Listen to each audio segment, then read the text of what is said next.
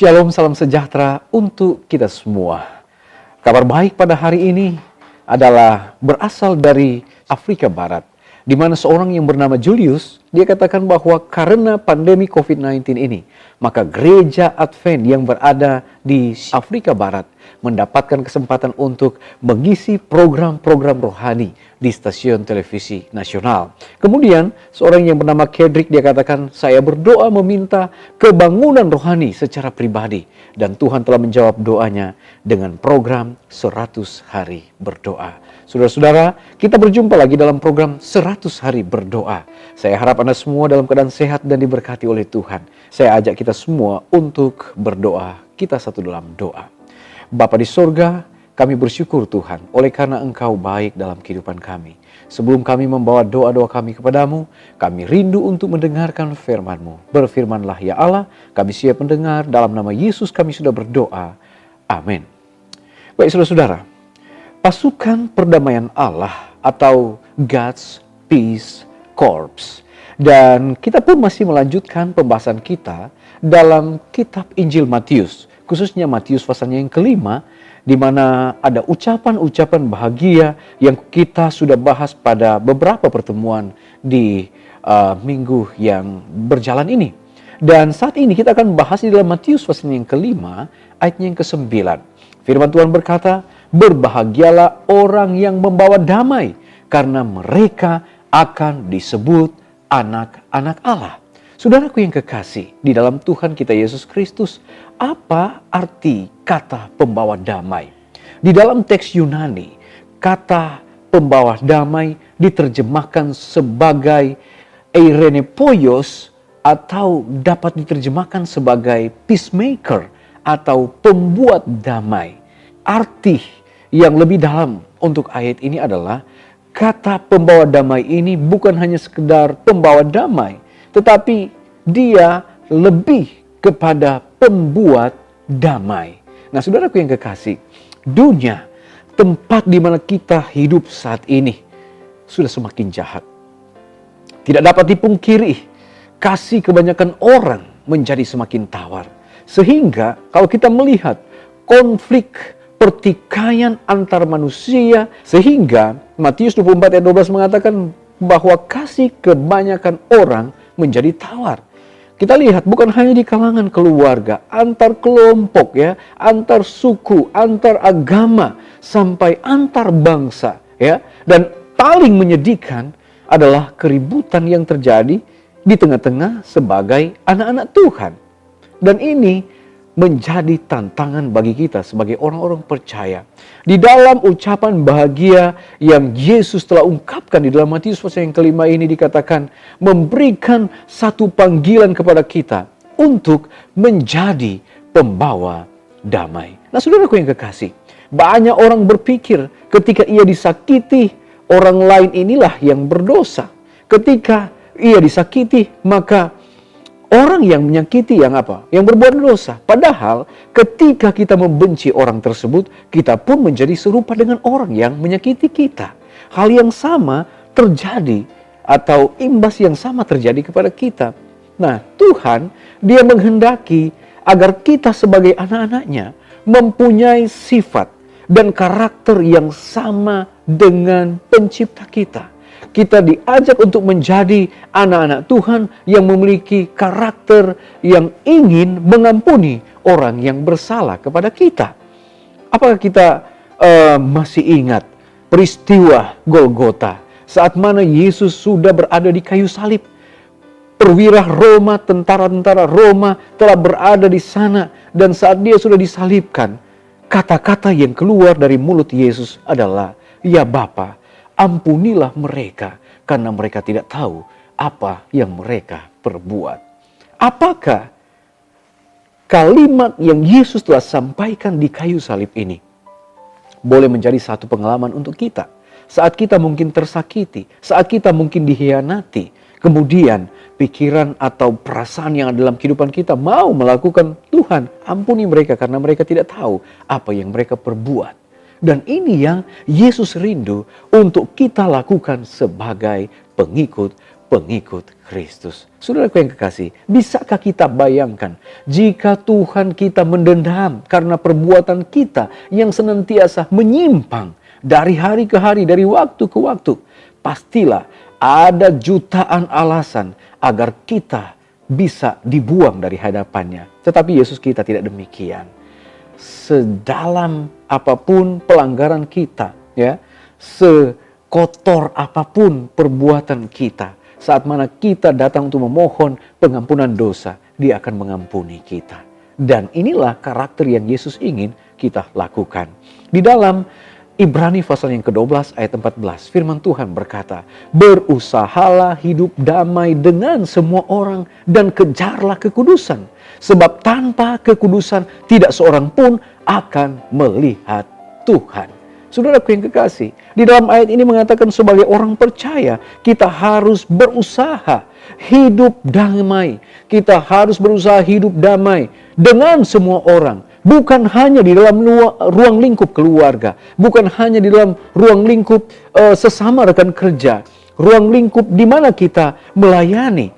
Tetapi ayat ini mengatakan kita harus ada usaha di dalam kehidupan kita untuk berdamai dengan semua orang dan kejar kekudusan. Mengapa saudara? Sebab tanpa kekudusan tidak seorang pun akan melihat Allah. Saudaraku yang kekasih dalam Tuhan kita Yesus Kristus, di dalam buku Thoughts from the Mount of Blessing halaman 27, di sana Ellen G. White menuliskan, Kristus adalah Raja Damai. Adalah misinya untuk memulihkan damai sejahtera yang telah dirusak oleh dosa kepada langit dan bumi. Sebab itu, kita yang dibenarkan karena iman, kita hidup dalam damai sejahtera dengan Allah oleh karena Tuhan kita, Yesus Kristus. Siapapun yang memutuskan untuk meninggalkan dosa dan membuka hatinya kepada Kristus, mengambil bagian dari damai sejahtera surga. Saudaraku yang kekasih, panggilan bagi kita pada hari ini, apakah Anda rindu untuk menjadi pribadi-pribadi pembawa damai? Apakah kita rindu untuk menjadi perwakilan Allah di atas dunia ini, untuk mengekspresikan, untuk mempraktekkan sebagai pengikut-pengikut Tuhan, pembawa damai? Saudara, keselamatan di dalam Yesus memberikan damai sejahtera yang sempurna kepada kita. Tetapi Yesus tidak memanggil kita hanya untuk mengalami pendamaian dengan Tuhan melalui penyerahan hidup kepadanya. Tidak. Ia juga memanggil saudara dan saya untuk menjadi agen pembawa damai. Ingat, seorang pembawa damai di dalam masa krisis seperti ini, kita perlu untuk mempraktekkan hal ini. Kita perlu untuk mengaplikasikan di dalam kehidupan kita, di tengah-tengah keluarga kita. Sebagai seorang suami, jadilah seorang suami pembawa damai. Sebagai seorang istri, jadilah seorang istri pembawa damai. Sebagai seorang anak, jadilah seorang anak pembawa damai. Sebagai orang-orang Kristen, pengikut Kristus, jadilah pengikut-pengikut Kristus, pembawa damai. Maukah Anda melakukan apapun untuk dapat memancarkan damai dari Tuhan, sehingga kehadiran kasih-Nya di dalam hidup orang-orang yang ada di sekeliling Anda, yang saat ini hidup dalam kegelisahan dan ketakutan, Anda ada di tengah-tengah dan menjadi solusi dari semua apa yang mereka alami. Saudara, jika Andalah yang menjadi penyebab terjadinya perselisihan dan perpecahan di dalam keluarga atau gereja, maukah Anda meminta pengampunan dari Tuhan dan menyebarluaskan damai sejahtera Tuhan dimanapun Anda berada? Saudaraku yang kekasih, tanyakan dalam hati Anda. Ketika Anda melakukan hal tersebut, maka Tuhan akan menolong Anda dan Anda akan menjadi pribadi-pribadi yang tentunya bisa memunculkan akan karakter Kristus. Sehingga Matius 5 ayat yang ke-9, berbahagialah orang yang membawa damai, karena mereka akan disebut anak-anak Allah. Tuhan Yesus memberkati kita semua. Baik saudara-saudara, kita akan datang pada doa. Pada saat ini ada beberapa pokok doa yang kita akan doakan. Yang pertama, pelayanan yang akan dilakukan oleh Columbia Adventist University yang sedang berupaya untuk menyediakan peluang bisnis untuk keluarga-keluarga imigran dari Venezuela. Kemudian yang kedua, kita doakan untuk program jangkauan keluar melalui siaran radio yang telah dimulai di Tokyo pada tahun 2017.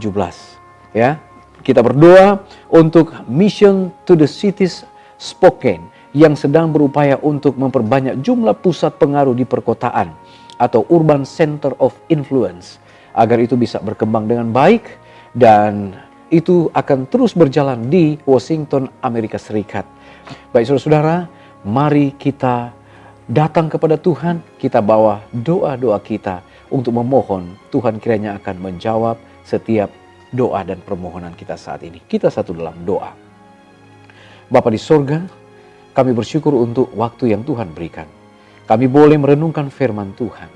Berbahagialah orang-orang yang menjadi pembawa damai, oleh karena mereka akan melihat Allah.